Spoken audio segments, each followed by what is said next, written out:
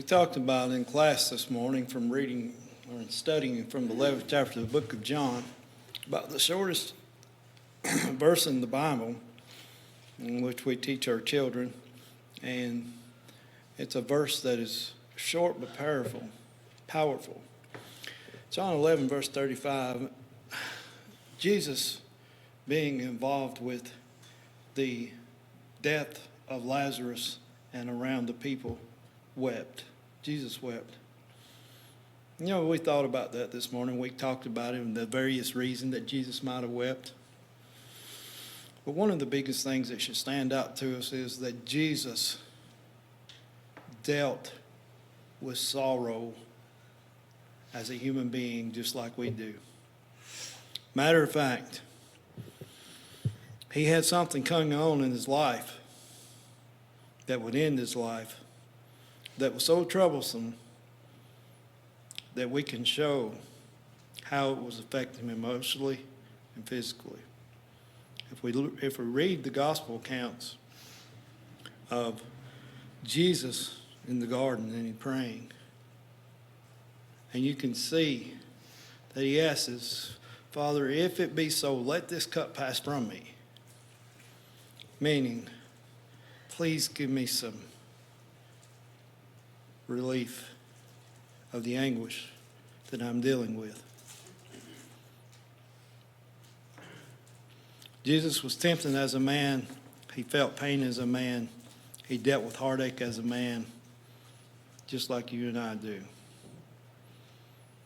Yet he was willing to give the most very obedient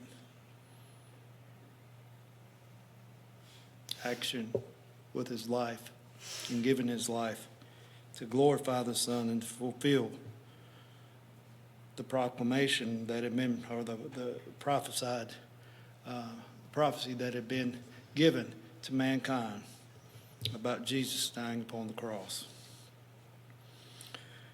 We look in verse 45 of Matthew chapter 27. And this particular account is just a summary of the death upon the cross. And as we partake of the Lord's Supper this morning, let's remember what we studied this morning in class. Jesus wept.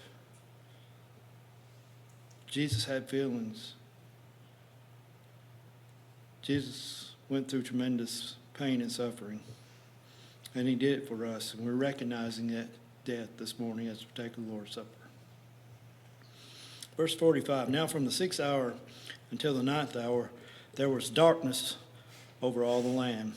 And about the 9th hour, Jesus cried out with a loud voice, saying, Eli, Eli, lama sabachthani. That is, my God, why have you forsaken me? Some of those who stood there, when they heard that, said, this man is calling for Elijah. Immediately one of them ran and took a sponge, filled it with sour wine, and put it on a reed, and offered it to him to drink. The rest said, let him alone. Let us see if Elijah will come and save him. And Jesus cried out again with a loud voice and yielded up the spirit. Not only do we recognize and remember this, as often as you eat of this bread and drink of this cup, do this in remembrance of Jesus, of me, as he said. But it's my prayer that each of us, and that starts with me, will keep the cross of Christ before us every day of our lives. Yes, the Lord's Supper has been instituted that we do not forget. But if we ever keep that cross before us, we'll be better people.